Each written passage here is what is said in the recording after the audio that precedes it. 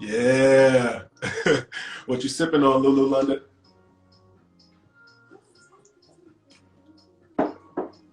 This early in the morning in London. That's perfect. Perfect. Hey, what's good? What's good? What's going on, Chrissy? You a little Hello. sideways. Let me unsideways myself. Hold on Yeah. a sec.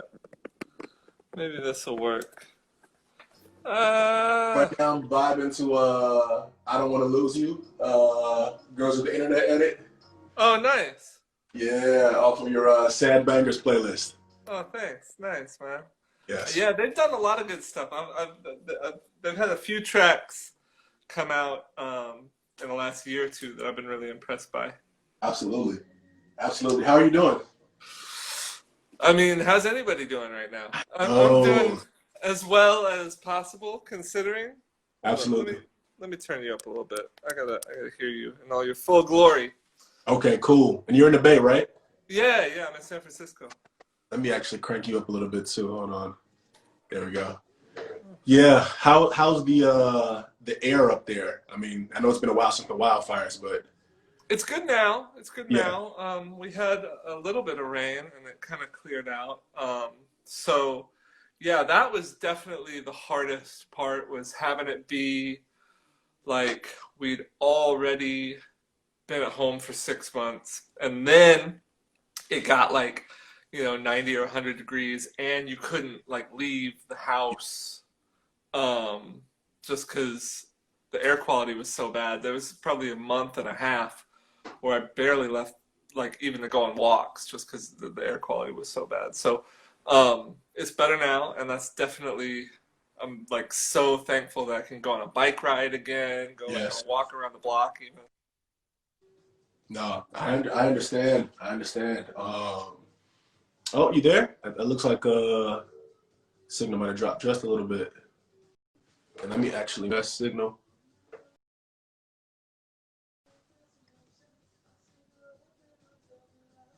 Okay, okay, okay. All right. I I can't hear you yet. Say something. Hello, can you hear All me? right, we're back. Okay, okay, Hey, we're back. you know Yeah, I don't know what? what happened. It like kicked me out for some reason. When I used to throw parties, we always had this saying that um, your party wasn't gonna hit if something didn't go wrong at the beginning. If it went too Yeah. smooth in the setup, it probably wasn't gonna hit. hmm hmm I remember a party. This would have been probably 12 or 15 years ago in Chicago, in Pilsen. Okay. And it was some little sound system, like two little PV speakers and a sub. And just in the first 20 minutes, it Yeah. just overheated and just gone. And somebody had an air horn at this party. Yeah.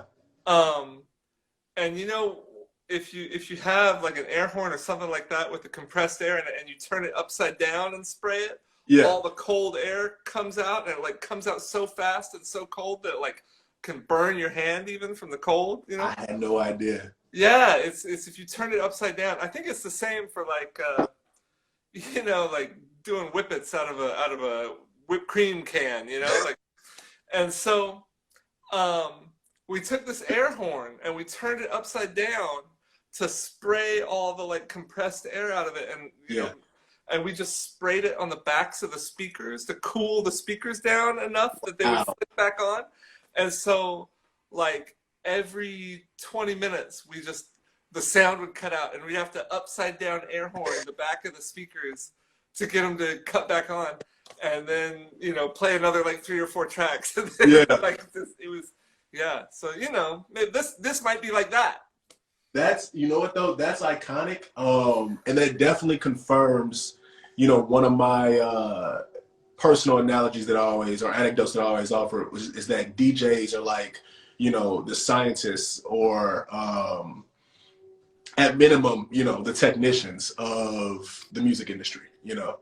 Yeah, yeah, I mean, I get definitely. it, you know, engineers and scientists as well. Like, you know, there's a few different technical roles, but I mean, in terms of the ability to, for one, to do what you do with music, and to, you know, basically learn the vast array of music, catalog that music, be able to reference it based on what's happening at a given moment in time.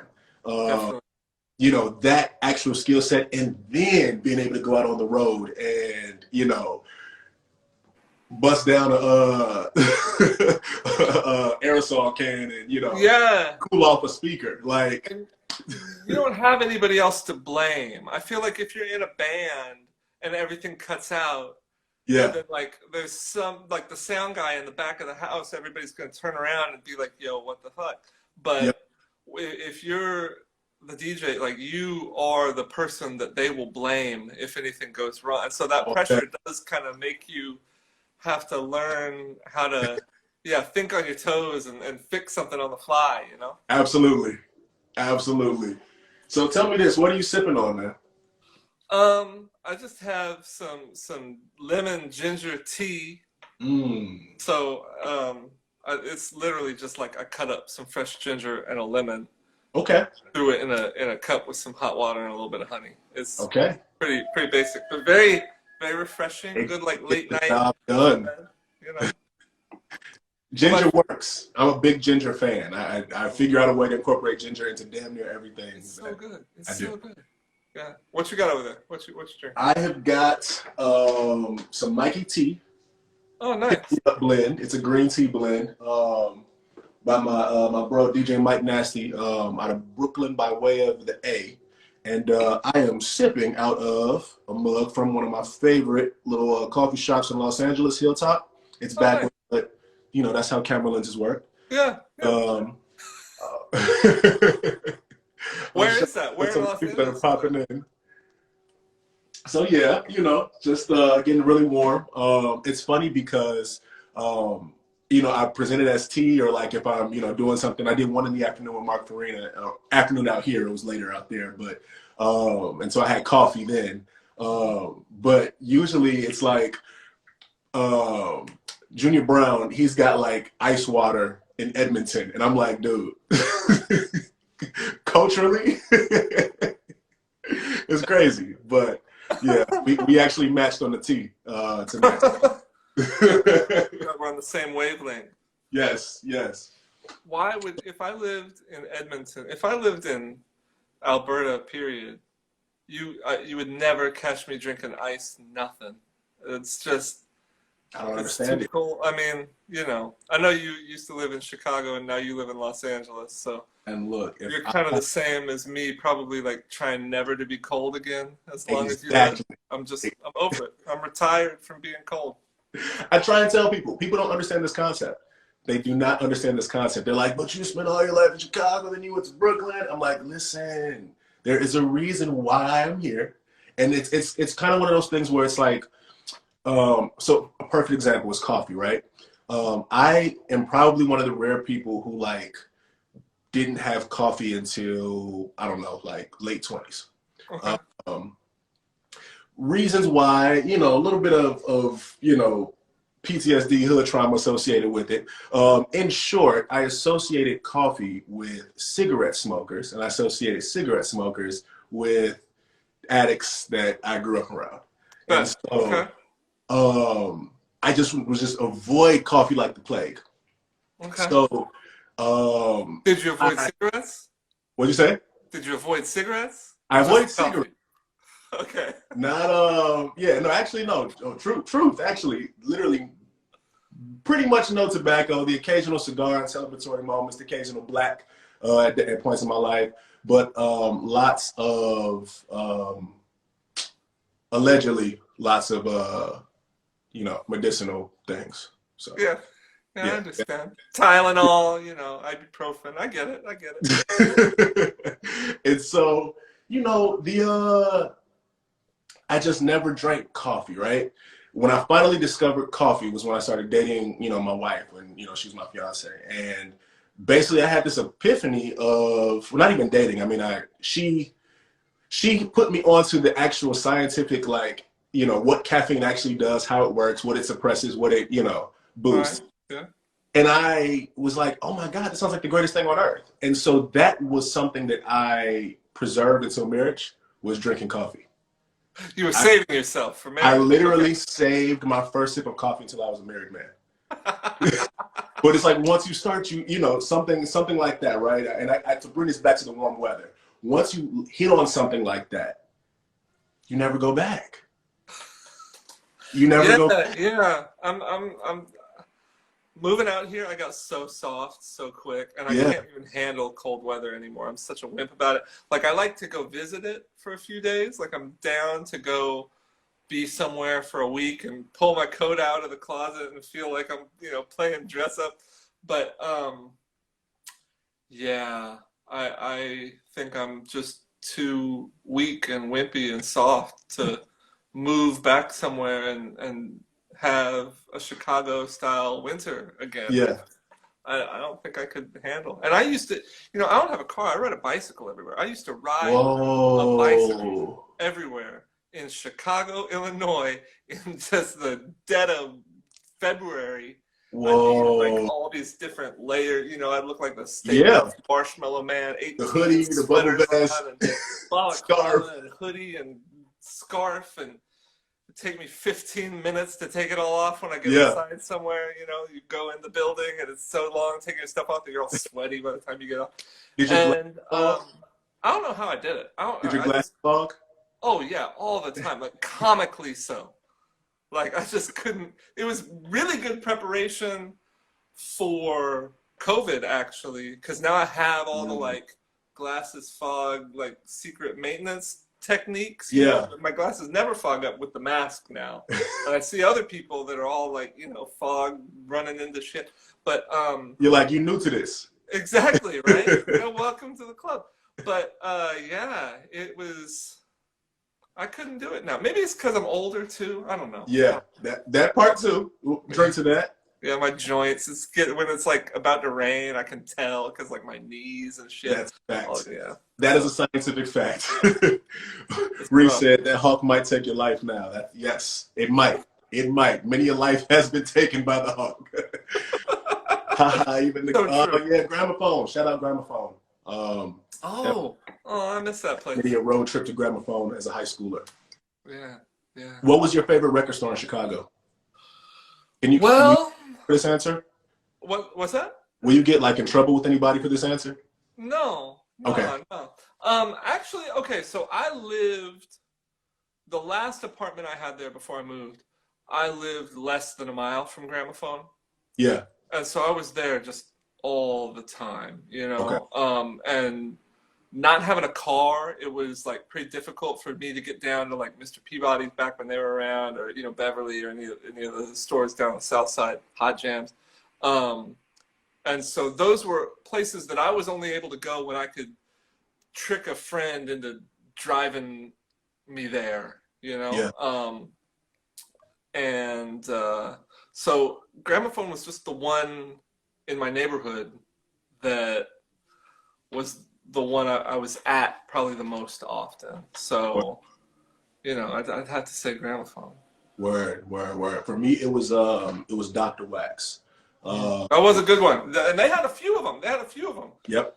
Yeah. Park Dr. Wax. I was the South Side. Okay. Yeah. So yeah, that they probably got sick of seeing me in there. I was just always in there either for vinyl. So I actually started out DJing. So I was DJing on really, really, really trash Newmark belt drives. I don't know what TT100 or something foolish like that. Back in like 99, Yeah. 2000, I like graduated over time and just kind of upgraded my gear. But like that's where I started, and so I was like that kid that was in there every Friday with like whatever little money I had, basically on Yeah. underground mix CDs or like vinyl, basically whatever I could get my hands on. Yeah. Yeah. I had the Gemini turntable. I had Okay. one of the Gemini turntables, and then this like belt drive Audio Technica that was my mom's that I like snuck away, and yeah, and same gradually like upgraded to Yeah. actually something that you can, you know, do something with. Um, but so before I lived in Chicago, I grew up in Kansas City. So most of my you know, like teenage, like learning to DJ kind of record store experiences were more in Kansas City, Word. um, which had a couple of, I mean, had a really, really good record store at that point that, you know, it doesn't exist anymore, but was just like huge. And I feel like, you know, every city, like record shopping is different in every Mhm. city. And Kansas City was, it was this place where so much stuff was coming through. Mm. Um, I think it, by the time that I was growing up there, it was not as cool as it had been previously, maybe. And so it was a place where there was a lot of stuff there, but not a lot of people my age cared about it. So I didn't have a lot of competition, like crate digging, you know. Yeah. So there wasn't the volume that there was in Chicago, but there also every other person who was gonna maybe buy this record, like I knew them and I knew who they were. There was no like mystery like people coming through, and Right. so you know I was able to find a lot. I mean, it was crazy, especially like things, you know, a little bit older, like Italo disco and Yeah. Canadian disco and, you know, Philly stuff and all that was just so easy to find there. Okay. But yeah, that was kind of my growing up. And then I was in my 20s when I moved to Chicago. Okay. And, you know, Gramophone, just because they were so close to me and because I knew so many people who worked there was, you know, a great place to waste time and money. Yeah. No, I can definitely see that. Were you when you grew up in Kansas City? Was that on the Kansas side or the Missouri side? So I was born in Kansas, but grew up on the Missouri side. Got it. Okay. Yeah. Yeah. What's up, Sin? My bro in the building. Cool, cool. Yeah, I actually went to Missouri when I left Chicago. I went Yeah, to you college lived in St. Louis for a minute, didn't you? in St. Louis. Yeah. Where in St. Louis were you? So St. Louis, I was there from 2002 to 2006. Oh, okay. Yeah. Okay. And I actually had just a lot of just kind of interesting musical moments. It's funny that was always I joked that that was kind of like my gap years. You know, as a as a musician, it really was just because like school was hard as hell. But when I started out there, so I started out there getting into like battle rap, like in Okay. the battle rap scene. And so there's a lot of guys who I still know from that era, like DJ Trackstar, who's with Run the Jewels, and like Tef Poe as an MC you may or may not have heard of. One of my good brothers is still doing some dope stuff to this day. Trackstar actually was the first DJ to take me to like I was a freshman on campus and he was just like, all right, so I heard you rap at the radio station. You coming with me? Like we do these battles. It was like Nice. similar to anything that you would have seen in I don't know like an 8 Mile or something like that. Like they took like an old mansion or something somewhere and it basically turned it into a party spot where like battles would go down. Mm-hmm. Central West End of St. Louis, and so yeah, like that's kind of where I started in the city, and then I ended up honestly leaning more into DJing to like basically like pay rent for the rest of my time Oh, there. okay. And I kind of fell back from being a writer and then ended up selling, well, not technically selling, right? Leaving my gear behind instead of paying rent when when I moved out of Missouri Uh-huh. to settle a debt, settle the I score, know how that, basically. I know how that goes. Yeah. And then I became a rapper full time. But not like full time career, but I mean in terms of splitting the Yeah, different. yeah, exactly. Yeah. It's like without the You don't have equipment. the gear anymore. You got to, you know. Yeah. But the one thing I'll say about crate digging in Missouri was that so what I would do was go to the music library at colleges. Okay. So St. Louis has a ton of colleges. I went to Washington University, and Oh, you so went to Washington? Okay. yeah, their music libraries literally looks like a cottage in the woods that, like, little Disney birds like fly around with like the Uh-huh. ribbons in their mouth and stuff, right? And but it's just this big hall, and books, a certain section, and then there's just a vinyl section, and Wow. they were selling vinyl for like 10 cents and 25 cents.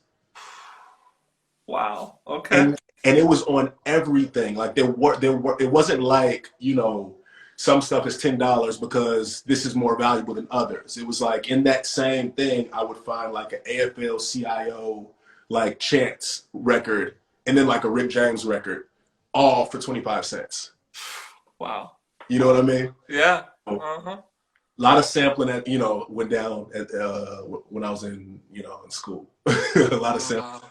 That's when I actually got into beats heavily then, and that kind of carried on into my hip hop career, and didn't really kind of phase out until like parenthood, basically. But Yeah. yeah, Wow. yeah, Nice.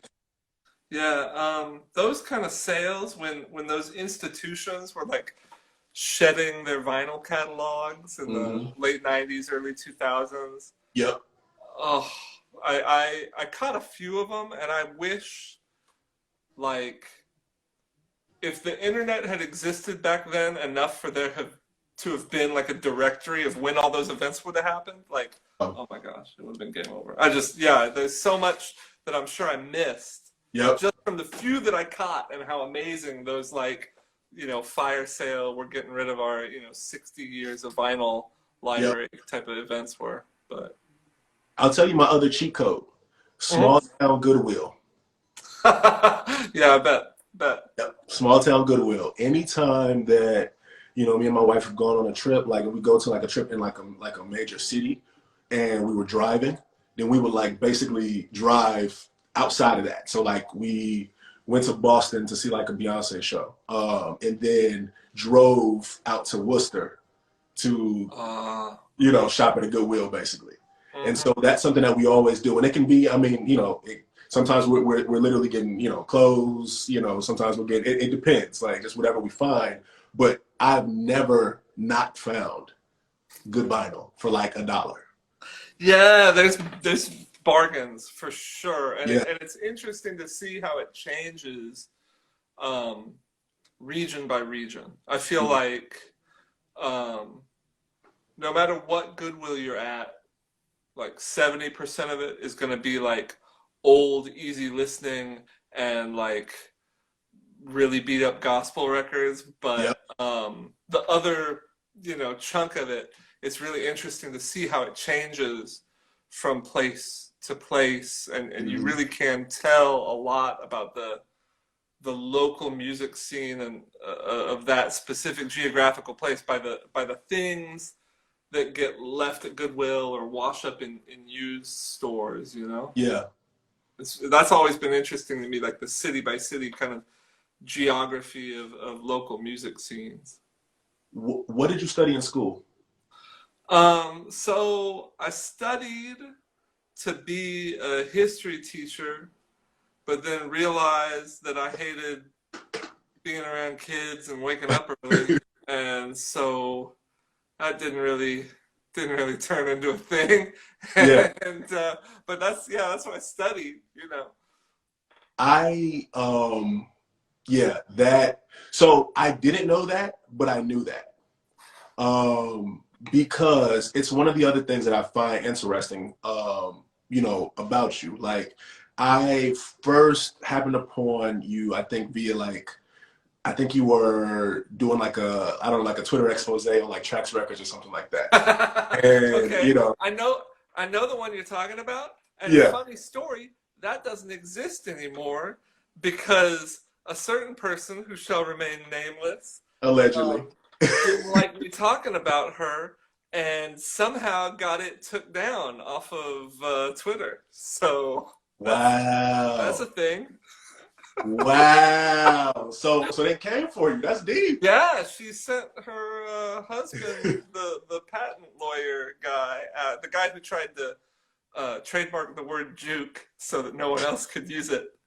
Um, yeah, I guess he hit up Twitter and they shut it down. Wow. Yeah, yeah. Okay. Okay. So yeah. No, I got public enemy number one up in here. Um, Oh, no, this will probably get took down just because I mentioned the other one getting taken right? down in this. But so sorry in advance about that. But anyway, yeah, Well, Twitter.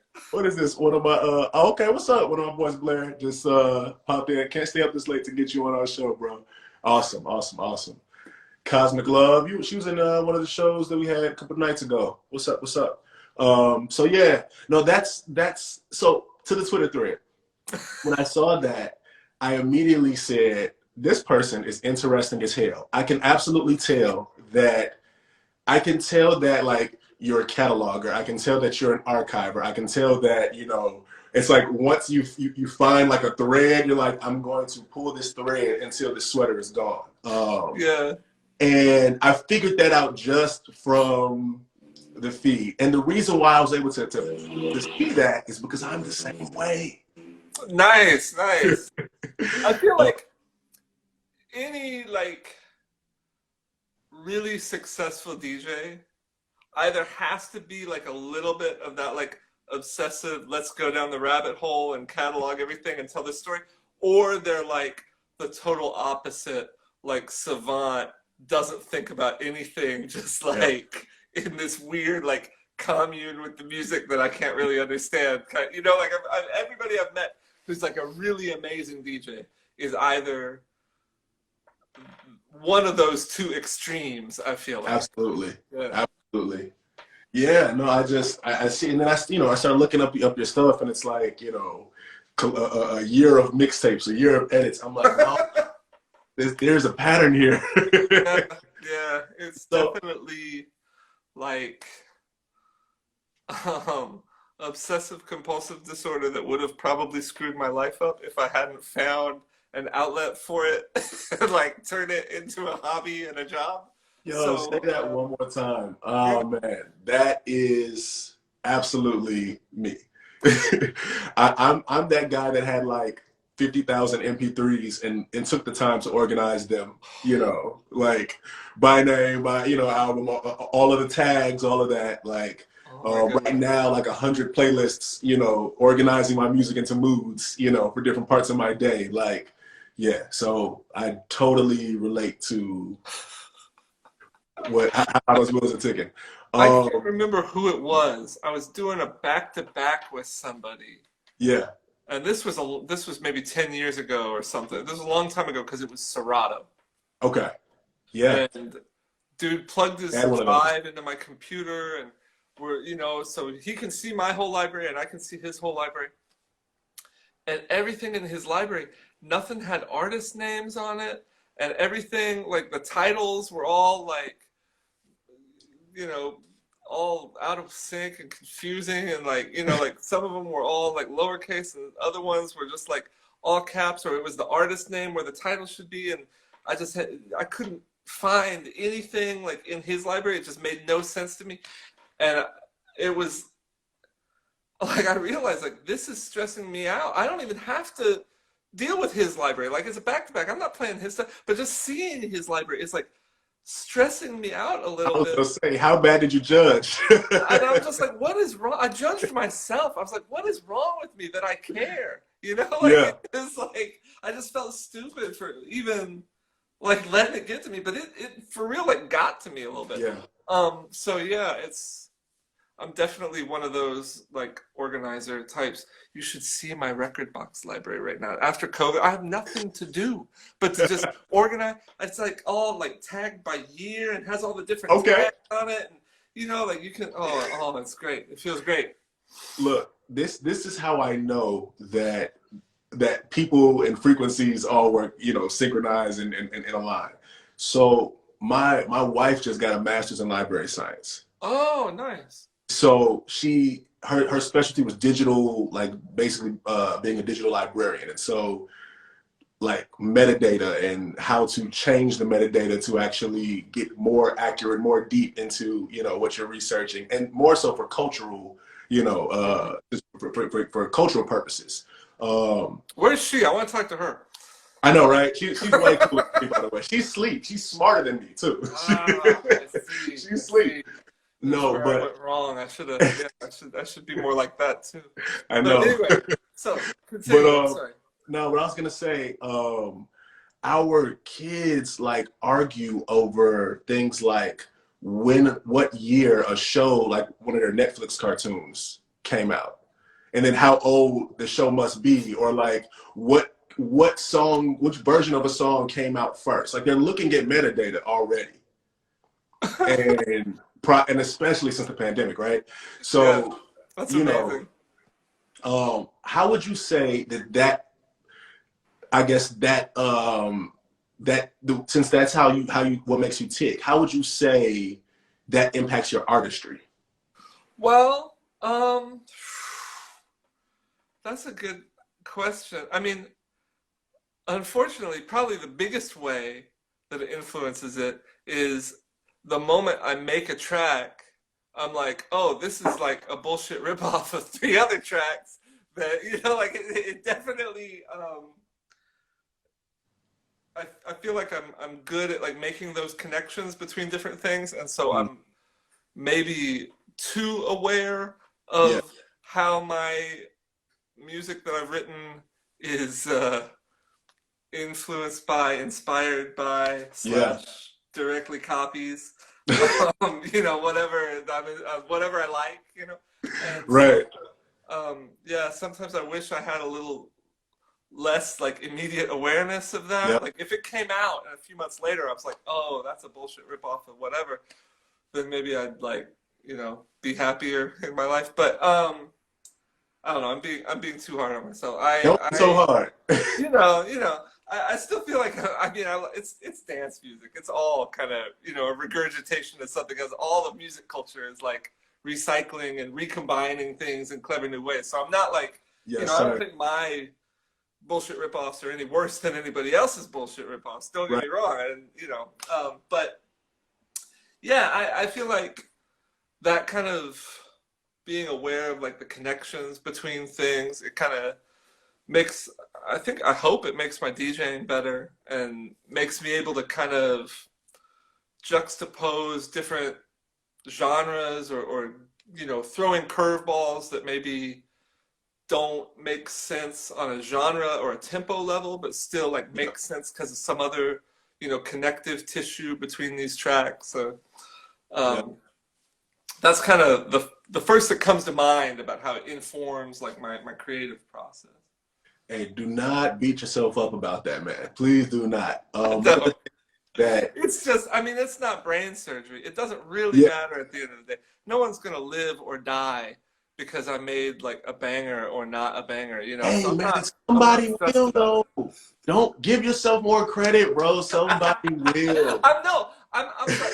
Art is important, and I think art really Yeah, is important. I think what we do is important, but it is not walking on the moon. You know what I'm saying? So it's not that I don't give myself credit, but I do feel like having an ego about it. Like when I yeah, see DJs who like are so in themselves, it's like there are like oncologists and like surgeons and stuff who like, literally cure people's cancer and keep them alive, and people who absolutely. deliver babies and stuff like this. And literally we play in clubs to sell alcohol to people. And so, Woo! I mean, and it's important, and art's important, and making people happy is important. Yes. But at the same time, like let's You know what? realize where we are in the grand scheme of things, and not. So this is where I'm coming at you from. I'm not I got trying that. to put down my work or myself or my peers or other DJs. Yeah, I'm just trying to be realistic about yeah. the thing that I love and I think is important and valuable, but at the same time, it's party music. No, so I look at that two ways, right? Mhm. I am absolutely I feel very practically about, music and about my music at times. One of the things that I always ask myself when I create something is like, do people need this? Or I always think about it from a perspective of like what need does it feel like, or what Yeah. The So function. What's the function what? of this art? I Yes. agree completely, especially with dance music or something that's, I hate to use the term DJ tools or whatever, Yeah. but especially with dance music, what is the function of it's not like a painting, Yeah. it's like a really pretty chair, Yeah. it can be art, but can you sit on it, you know? So that I'll shout out to Sean Desmond. He said, "But you can save somebody's life for the record for real." I absolutely have. So few perspectives on this. I have some friends who can definitely say that like there are songs that kept them from Absolutely. doing Absolutely. some from doing harm to themselves. Simply put, Yeah. just be 100 about it. And then I also know the kind of lifeline and connection that I've been like blessed to have with people just through like, my songwriting. And it's not to say that like I am in no way one of these people who's like, my words are like moving mountains and all of this kind of stuff. Like I'm very practical about what I write, but then I'm oftentimes humbled then by how people process what I write.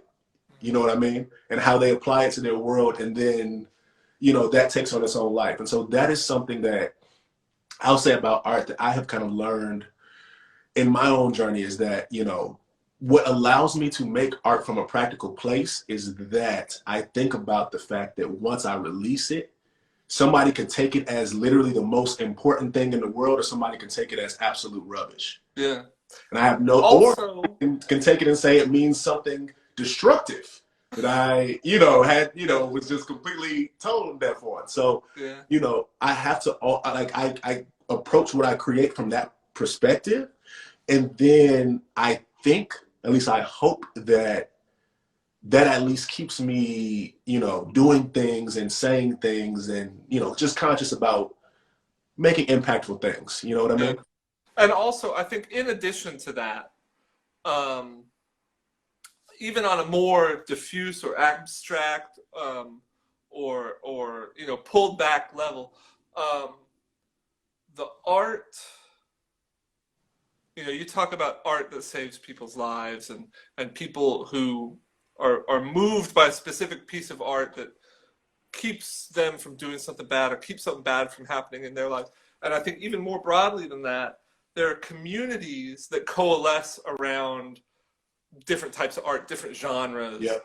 where even if your specific song or album, or my specific song or album isn't having that direct effect, the existence of that community is like absolutely saving people's lives. And I think Yep. that there are pockets of house music, especially when you start to talk about pockets of the community that serve underserved people or Yep. marginalized people or people who, don't have a home life that Yep. is Or people keeping who, them safe and or healthy, people who aren't accepted at home. Yeah. Yeah. Yeah. And I think that that community, even if, a track that I make isn't directly, saving lives or something, if I can participate in that community through art, Yes. um, Yes. then that really, and that's kind of always been like,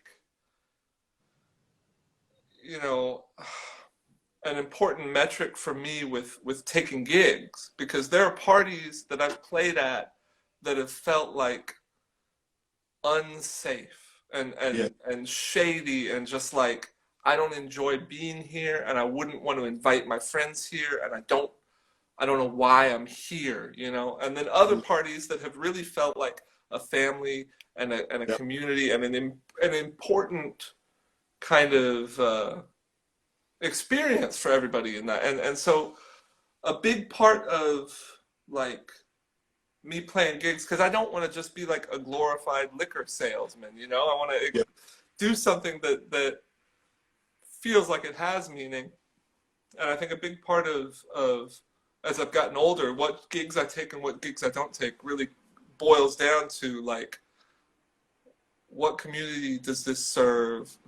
Are people going to feel comfortable at this? Mm. Are people going to be safe and happy at this event? What does this contribute to the community or the world, you know. And so, um, yeah, definitely.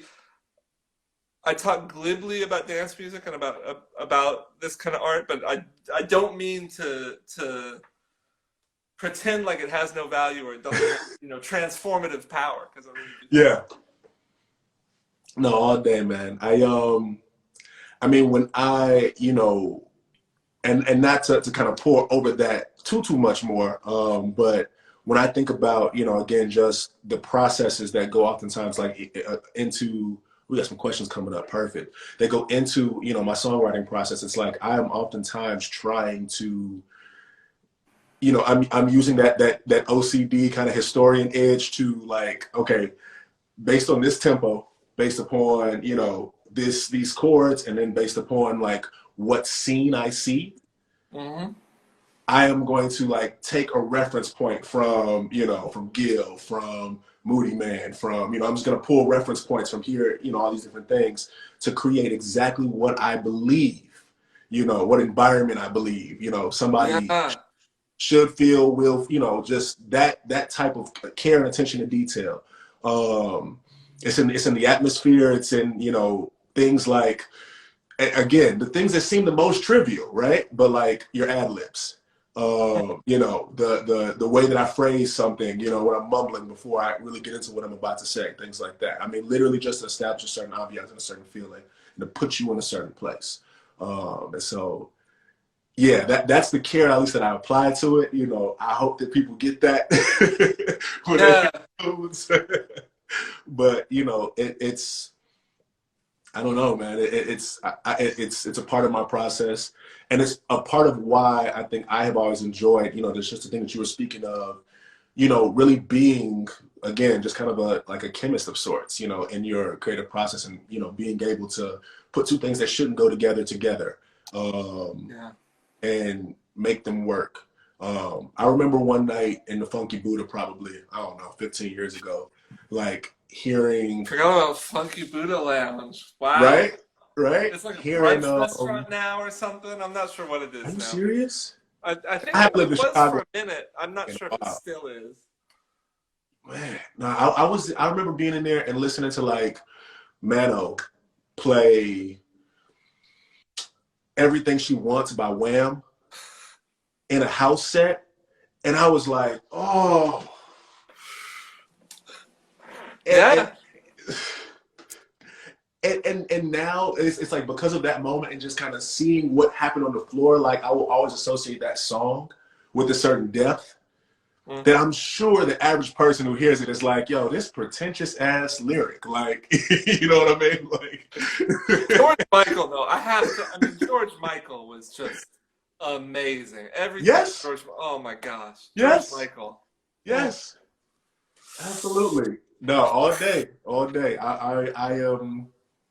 I have a very fond appreciation for George Michael. And honestly, like I said, for Wham now, like I had to go back and revisit Wham, you know, probably There's some 10, bangers in 15 there. years ago to be like, wait a minute, what was actually happening on this production? This was way more soulful than I, you know, way more soulful than Wake Me Up Before You Go Go.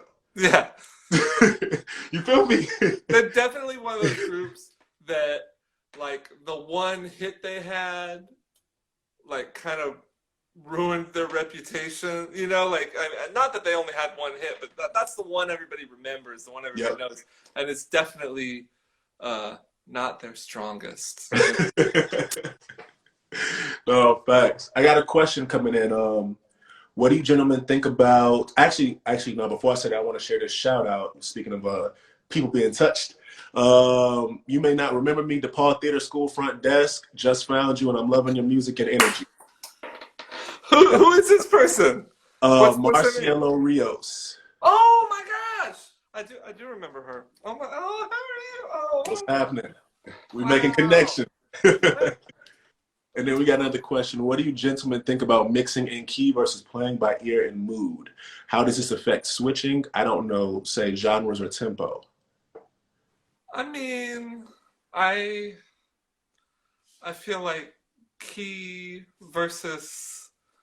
I mean, it's like anything else. It's like genre or tempo. Like yeah, it can be a tool in stitching two different things together, or something that connects two different tracks, but I wouldn't worry too much about it. Like, if they sound good together, like, who cares what key they're in? Who cares what genre they are? Who cares? You know, like, if they sound, yeah. So it's definitely information that I have. You know, like, I figure out the key for every track, and take that into consideration. But man, don't stress out too much about it. That's my opinion anyway. No, that's big facts. I mean, I personally, and this is coming from a non-musically trained background. Like, I'm absolutely the person who, like, played the records until the tapes popped, and then tried to recreate what I heard. Uh, and so from that perspective, everything that I've ever, played, in my days on production was by ear. Everything that I've, kind of that I've crooned out, and then, as a reference for somebody with a much greater voice to sing, has oftentimes been just based upon what the music indicated and kind of what it told me to do and what I felt and what references I probably drilled into my head a million times that I have no idea where they're coming from, but they're there. And so I just go by that. Yeah. And I know that's blasphemy for some theorists, for some theory purists or some theorists or whatever. Like, I know that's kind of blasphemy, but um, yeah, I don't know. I look at it as, there's 7 notes, 12 if you add the flats. Like, we only doing.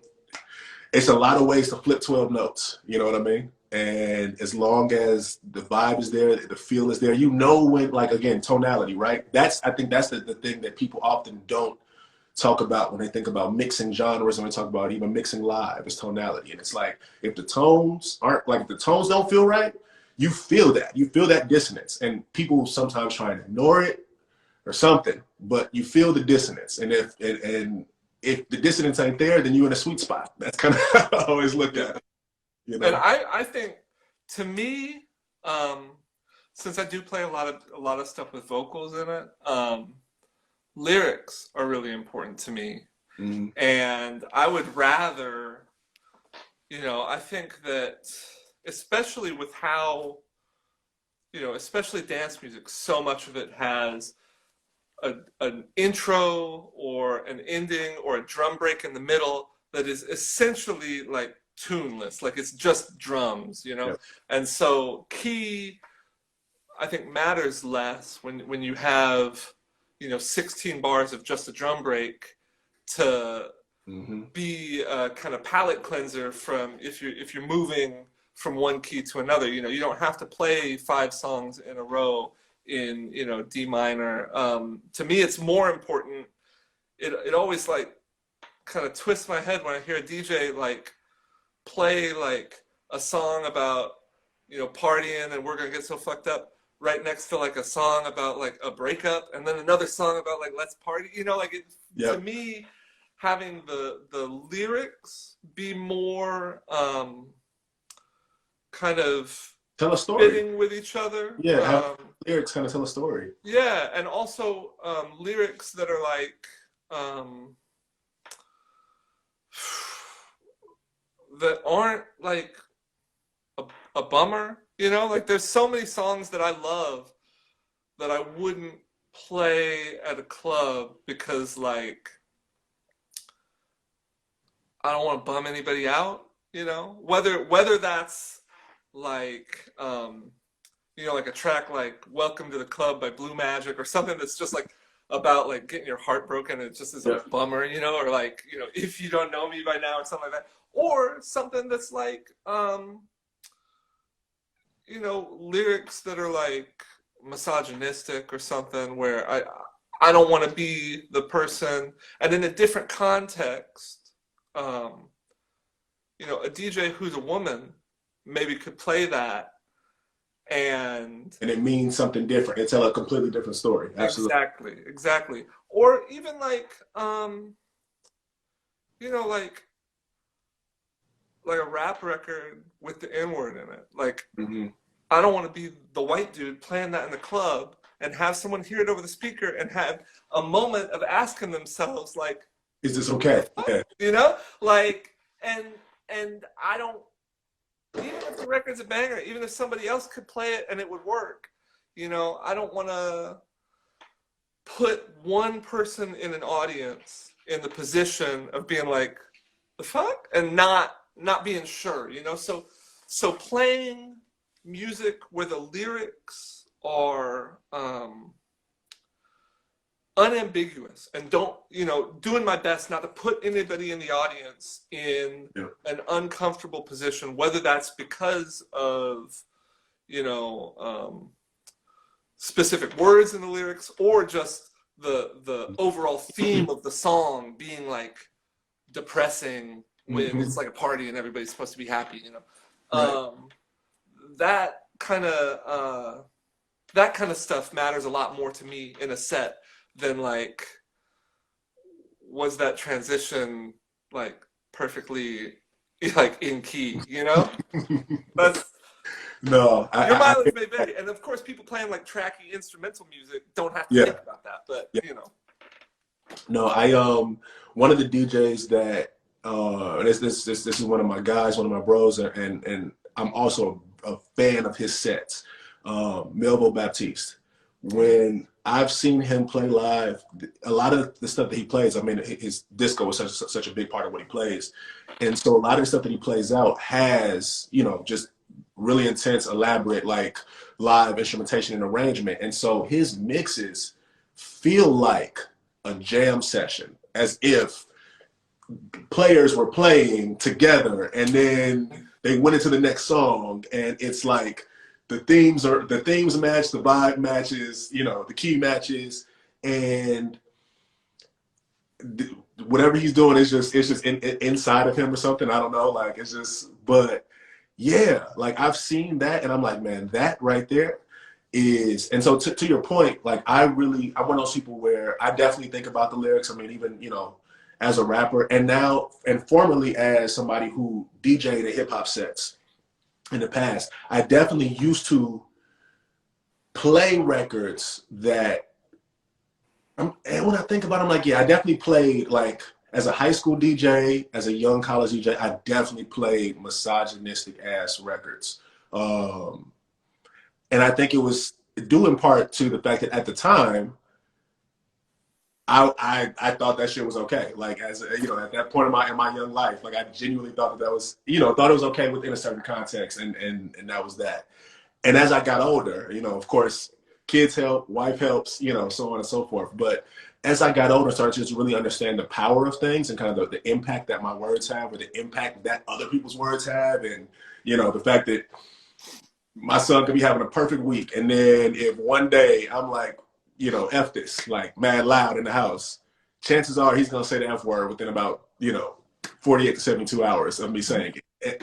And so when you see that, you're like, oh, this is how influence works, like in a microcosm. Wow. yeah, Got it. So that shift for me definitely has made it to the point where it's like, now it's like, can I be entertaining? Can I make you laugh? Or can I make you feel a certain way?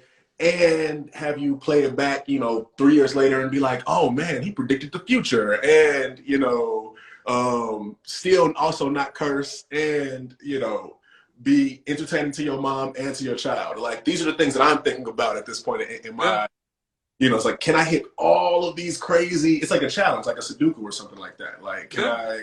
I, you know, And to be honest, I mean, you know, I mean, I used to like footwork and ghetto tech, like pretty much exclusively, you know. So I definitely played. we got to talk about Murderbot.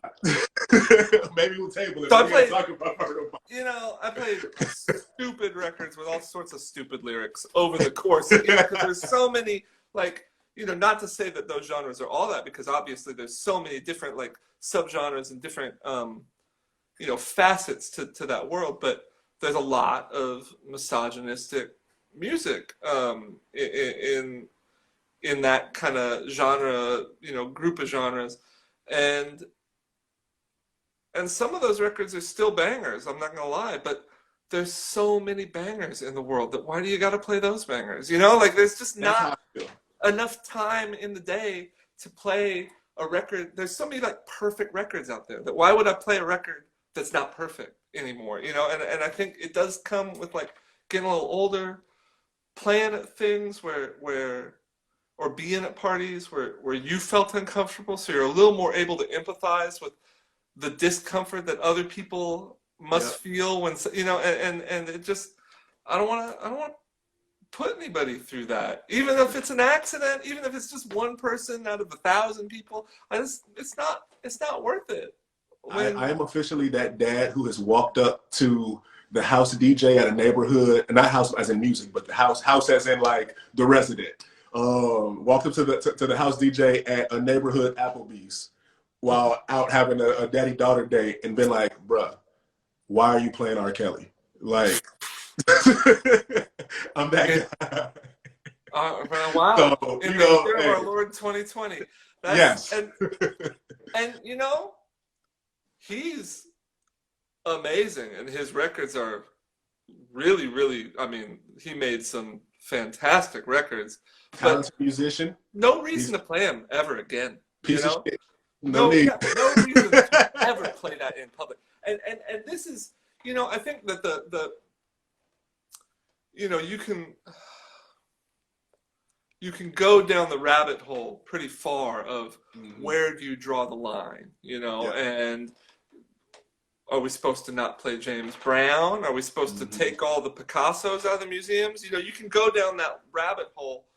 Um, and to my thinking of it, you know, if you want to listen to R. Kelly or whatever in Mhm. the privacy of your own home, I mean, I might advise you to steal it as opposed to buying it because you don't That's want to give the guy absolutely what money.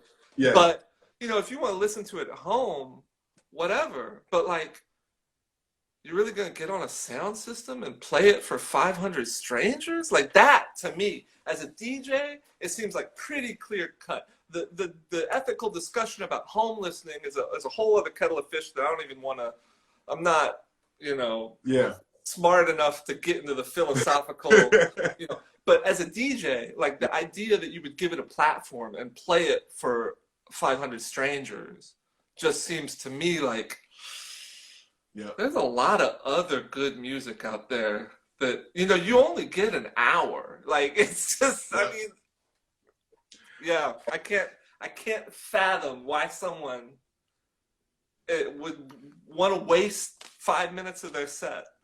I'm going to, but before we wrap, I'm going to leave you with this beautiful historical gem. It is. Let me get the timing right. Okay, it is a Friday night, Hmm. crisp autumn evening, on the south side of Chicago, Hyde Park to be exact, 2001, and I am playing 3 6 Mafia, whatever album had um whatever album had like Chicken Head and maybe that was the Choices soundtrack. I don't know. I'm Hmm. playing it. It's God knows what happening in this house where this house party is happening at.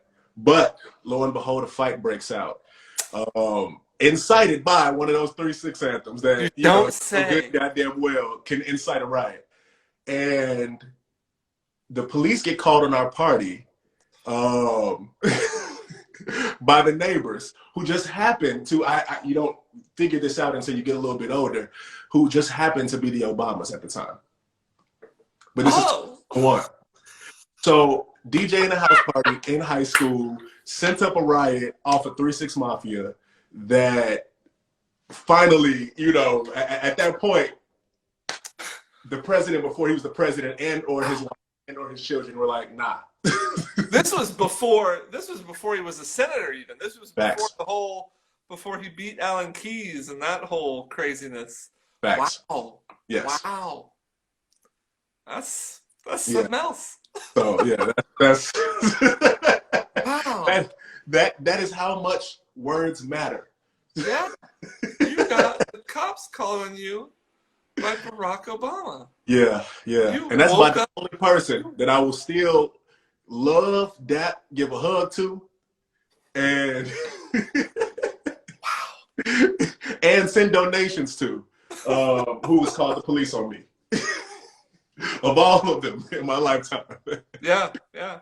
So man, I just want to ask you before we wrap, what are you working on, or what do you have going on that we should know about? Okay, so I've been doing a little label called Cool Ranch, and we Okay. put out like this little, hand stamped 12 inches that kind of like edit, not really, like disco sample based house music. Um, so I got a single coming out on Cool Ranch in beginning of February. This got a remix from, who's on it? Baron Hawk Poitier from Needle Exchange in DC, and Nightwave is the other remixer on it. Okay. I'm working on an album, but I'm not done with it yet, so I can't. I mean, I don't know where it's coming out or when or any of that. Yeah. One of these days. I got an EP that I did with my friend Maria Amor. She's a singer. She did a track on my last album. And we did this little 4-track EP of kind of like freestyle almost that is coming out on Sorry Records later in this year. And yeah, working on a couple remixes, doing a lot of baking, a little bit of embroidery, riding a bike. That's about all I got right now. And you are rising to your greatest pandemic potential, and I greatly appreciate it. Try. Let's make sure we swap emails so we can send some tracks back and forth. Yeah, we gotta trade tracks. I would love that. All right. Well, look, I didn't play it on the way in, so I'm gonna go ahead and play it on the way out. If my audio interface picks up my audio, fingers crossed. It's picking up a few audios, but we're gonna rock with it. Warm Notes outro. Thank you so much for joining me. Thanks for having me. I think we're going to have to probably line up a part 2 because I really enjoyed this conversation, man. Yeah, this was a lot of fun. I'm down. Whenever you want me back, hit me up. Absolutely, man. I got nothing else to do, Do it before I get vaccinated, because I'm gone. My guy said when I get vaccinated, I'm for out of 6 here, months. I'm just... He said all the responsibility is going out the window. I'm about to be wild reckless. Yeah, I'm going to go to a nightclub. My phone's going to die. I'm going to come back out 6 months later to charge it. And that's the whole last half of 2021 for me. I'm just gone. It's like I don't even exist. I'm going to have a beard at the end of it. There we go. Hey, Shades. The Shades by, well, not Shades. The Specs by Warby Parker. Okay. Oh, these ones? Yeah. No, they're gins. Ooh. Gins. They're I think they're a Korean company. They got them in San Francisco and LA, but I think that's the only places in America they got them is on the West Coast. Send me a link, because now that you're in Angelino, you can go check them out. All right, bro. Well, I'm just gonna take us out on some very warm Roy Ayers and Adrian Young, and you have a good night. Take care, everybody. Thank y'all for pulling up. Thanks for having me. Thank you. And good morning, London.